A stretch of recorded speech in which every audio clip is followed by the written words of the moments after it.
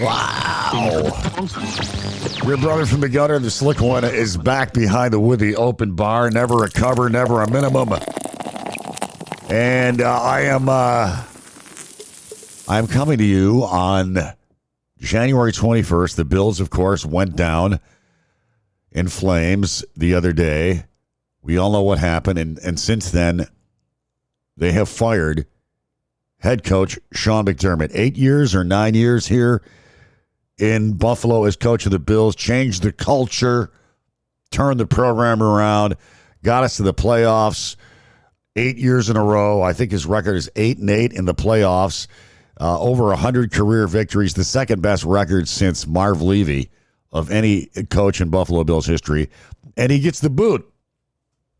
And they keep Brandon Beane. Not only did they keep Brandon Beane, but they give him general manager Brandon Beane. They give him the title now of president of football operations, so he can pick the assistant coaches, and he will pick the new coach. So my question is, why is Brandon Beane still here? I mean, this guy, evidently there was a power struggle.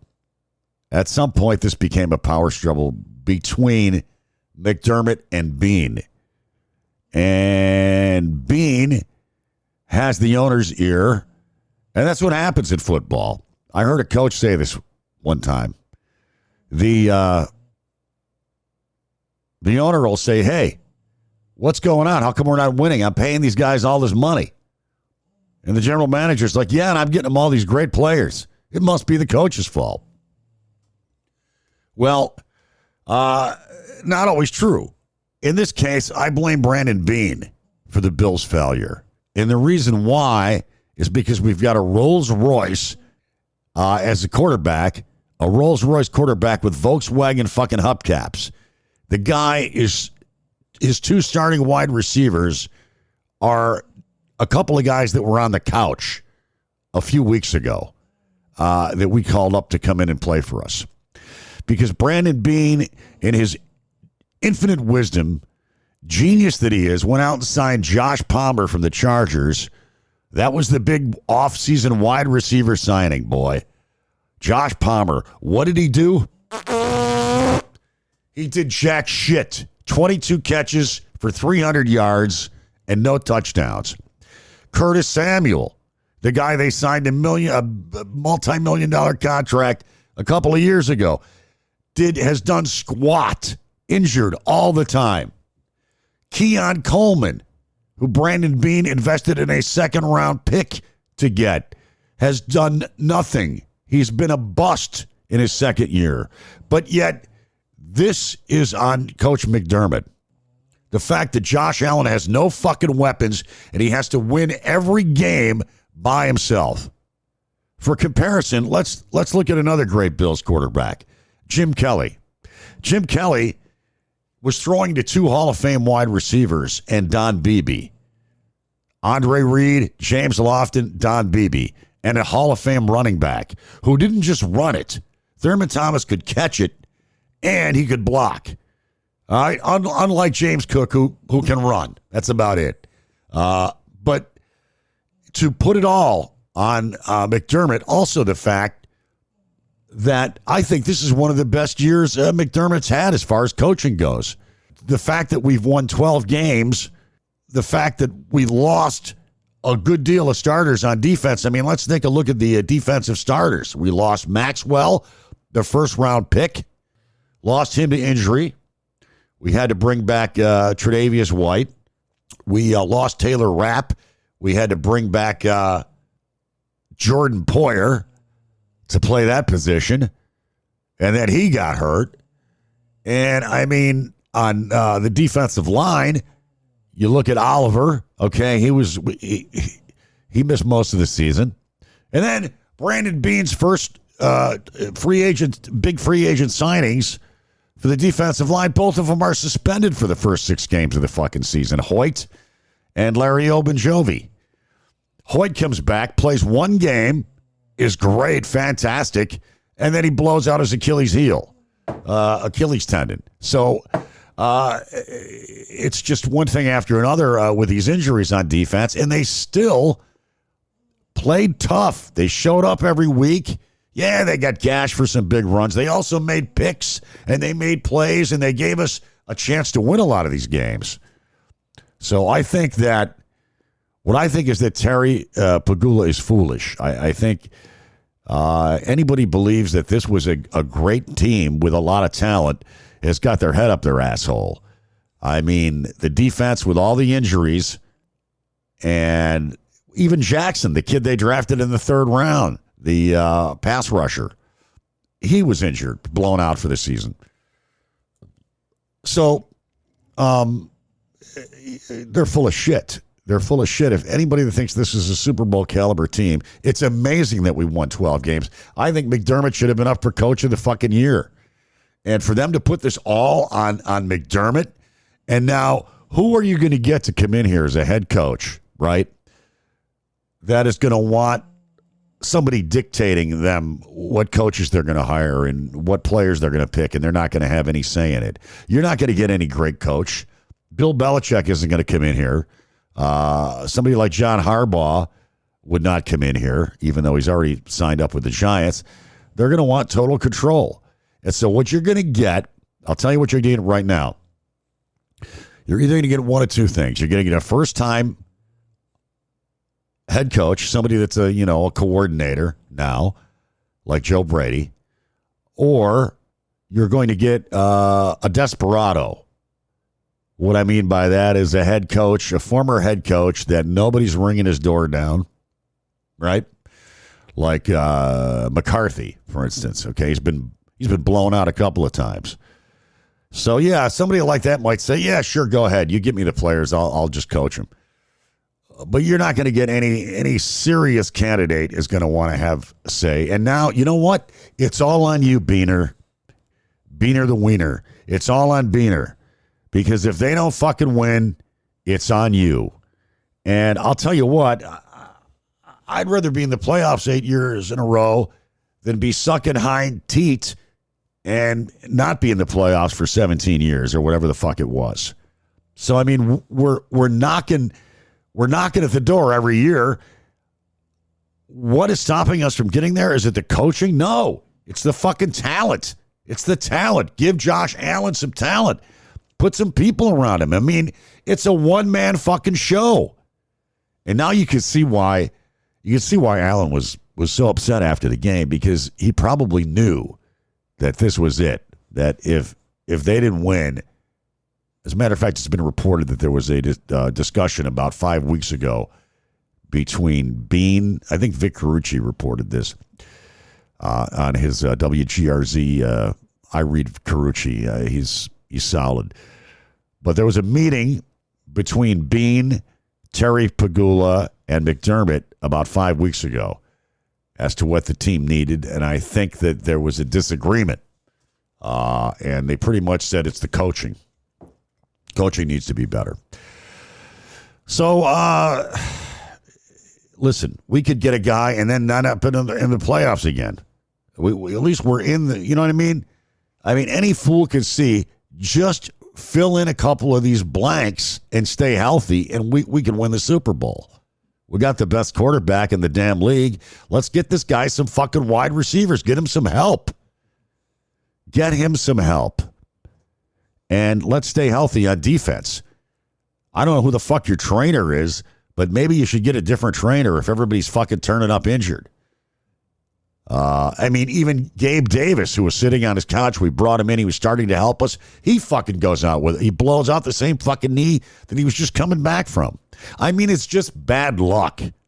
And I don't think Vince Lombardi or whoever the fuck you pick is going to come in and win a Super Bowl with this cast of ragtags, with all the injuries on defense and the lack of talent on offense. You're not gonna win the Super Bowl. I mean, who the fuck are you kidding?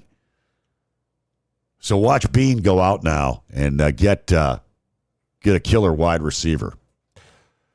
The guys we had last year were better. That he let go away in free agency. One of them went to the Patriots. I can't think of his name, the barefoot guy. He's better than this fucking Palmer jack-off they got. Guy's injured all the fucking time. What, he playing 2 or 3 games? Just a waste. And I can't wait to see Bean, how he paints this in his press conference tomorrow morning. How they're going to paint this. How they're going to frame this.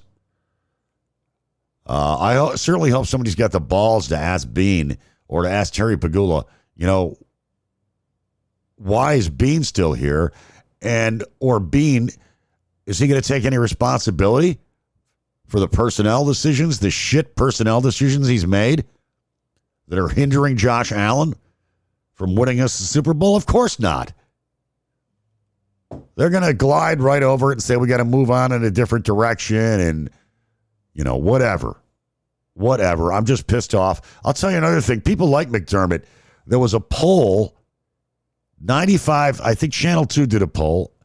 17,000 people responded, and 95% said they should not have fired Sean McDermott. So I think people liked him. He kind of, he was one of us. He was like a Buffalo type of person, and he got it. He gets us. The blue collar mentality. Buffalo Bills football should be, tough. Lunch pal. He gets all of that, and I think that was the team played like that. You never saw the team quit on Sean McDermott. So listen, I think he'll have another head coaching job if he wants it in about 10 minutes. And in the meantime, Joe Brady is interviewing with the Ravens for the second time. And who the fuck do they have in mind? Do they even have somebody in mind? This is like Donald Trump blaming Joe Biden for the economy. You know what I'm saying? This is Brandon Beane blaming Sean McDermott. I gave the guy nothing to work with. Unbelievable. Unfucking believable. And it's all going to be in my new book called What Pisses Me Off. They're eating the dog. And speaking of the devil, Donald Trump creating chaos up the wazoo lock as usual. Of course, now he's on a plan. He's on the Greenland kick right now. Wants to invade Greenland. Says we got to take Greenland because, well, if we don't take it, China or Russia's going to take it. We need it for our security, which is a total crock of bullshit because we have bases there. And we used to have more bases in Greenland, and we decided to take them out because we didn't need them.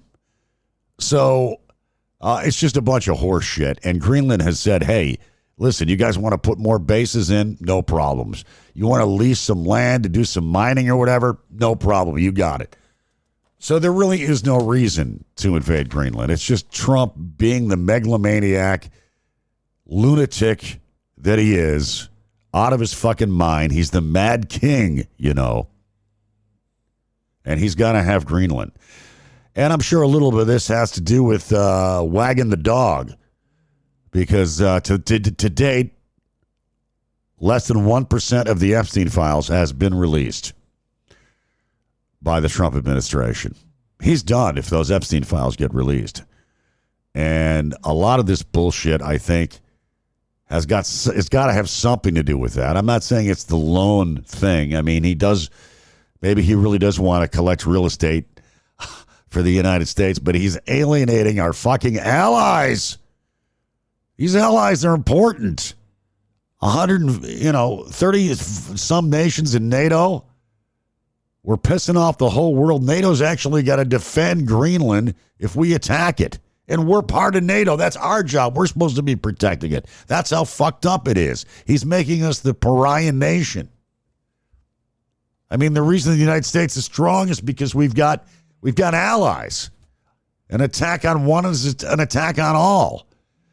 And this is to keep Europe safe from Russia. And it makes the United States stronger. When you're alone, you're weak. He's making us a pariah nation like Russia or China. We're the United States of America. We're supposed to stand for fucking freedom and human rights and all the stuff we did during the Cold War. But they don't teach history at school anymore, and you got a lot of selfish assholes that think, yeah, Trump, take all the oil, man. So it's more about culture war shit now. than being the good guys. Denmark, let me just tell you, Denmark significantly aided the U.S. in Afghanistan and Iraq, deploying many troops. We're talking F-16 fighter jets, battle groups, tanks, you name it. $100 million annually to support Afghan security forces and reconstruction efforts, and a high commitment as well. Despite its small size, Denmark only has 6 million people. Denmark sustained a high level of troop commitment and suffered significant per capita casualties, demonstrating strong solidarity with the U.S.-led effort. Yeah, they lost 50 people in that war. Now, you're talking about a country of only 6 million people. We are a country of, 300-plus million people? Or 250 million plus, somewhere in that range. So, they were there, and now we're going to fucking invade and take their fucking land. I mean, the whole thing is just crazy. I don't really think Trump is going to do it, but I mean, I think a lot of this is just wag the dog. Let's just wag the dog and take everybody's mind off my terrible approval numbers. His approval numbers just came out again. They just keep getting worse and worse and worse. Generation X, they hate him. Latinos are leaving him 50%. He's down in every blacks, Latinos, you name it. He's down in just about every category except for the Trump cult, which is 70-80% of your Republican Party. They don't care what he does. He hates the same people they hate. You see, and that's what makes him so great. So so that's where we're at on Greenland. That's the latest on that mess. He's got a lot of problems. And how about the Nobel Peace Prize? Speaking of Venezuela, the president, the woman that ran and they said she was cheated out of the election. I can't think of her name, the president there. She won the Nobel Peace Prize, which, of course, Trump wanted. So she says, look, I'm going to give you my Nobel Peace Prize. So before the meeting, Trump was saying, yeah, she's a nice lady, but she's weak. I don't think the people respect her. So now after she gives him her Nobel Peace Prize, which, by the way, the Nobel Peace Board says, look, you can't transfer it. You could give it to somebody, but it's still the person that we awarded it to. So now he's talking about her like, I was very impressed. She's a very bright woman. So everybody has to kiss the king's ring, you see. And he's the mad king, Donald Trump. Lunatic that he is. Please, somebody throw a butterfly net over this guy before he gets us all vaporized. You are the Duke of New York. You're a number one. And let's do some rock and roll news. My old program director, Paul Hine, at that last radio station I was employed at, hired me there back in 1982. So it was his genius, you see, that landed me there in the first place. So he suggested, he goes, do some music stuff on the podcast. And, of course, he knew talent when he heard it. So Paul McCartney, I'm sure there's a few people out there that like Paul McCartney, so I thought I would mention this story. There's a new documentary coming out. It's called Man on the Run. It is a 2025 documentary film about the life of Sir Paul McCartney before he was a Sir. And it goes back to the Wings era. It's basically covering not the Beatle days, but the Wings era starting in 1970s, early 70s. So this dude, Morgan Nelville, that's directing it, he's no slouch. He's the guy that did the Grammy and Academy Award winning documentary, 20 Feet from Stardom, which, of course, was all about the great backup vocalist, the ladies that sang in the 60s. And it was, pretty much about Darlene Love, who sang with Phil Spector, a lot of Phil Spector groups, including the Crystals. But, in any event, this should be really good. And, of course, McCartney is the Wings is the topic, which is cool. I'm a Wings fan. Now, favorite Wings album, hands down, Venus and Mars. Love that album. Fucking Magneto and Titanium Man is awesome. One of my favorite tunes ever. Band on the Run, excellent album, of course. But in any event, this film, this new documentary called Man on the Run, directed by Morgan Neville, is set to be released on the 25th of February next month on Amazon Prime. And this coincides with the release of the new Greatest Hits album. And a book. It's Wings and the Book Wings. The story of a band on the run. Thank you, sir. May I have another? All right, that's all I got for you. There's your music news, huh? Your latest rock and roll news. I told you about that latest Neil Young CD. Check that out. All right, that's all I got for you today. I'm going to go twist one up and watch some Green Acres reruns. I wish I had a retarded mind like you. Hey, listen, don't forget to share this Slickcast, and you can, of course, stream us on Spotify, Apple Podcast, Amazon, iHeart, YouTube, and any other stupid place that will accept the streaming for this Slickcast. And, of course, as always, I'd like to thank our tech and graphics advisor and designer, Julia from Lakewood Studios. If you need any kind of, techie type help with whatever, she can help you out. All right, until next time, live fast, die old, remain calm, circle the wagons. Is that possible? I don't think so. Medication time. Medication time. Yes, weed, whiskey, and Warren Zevon. Peace out.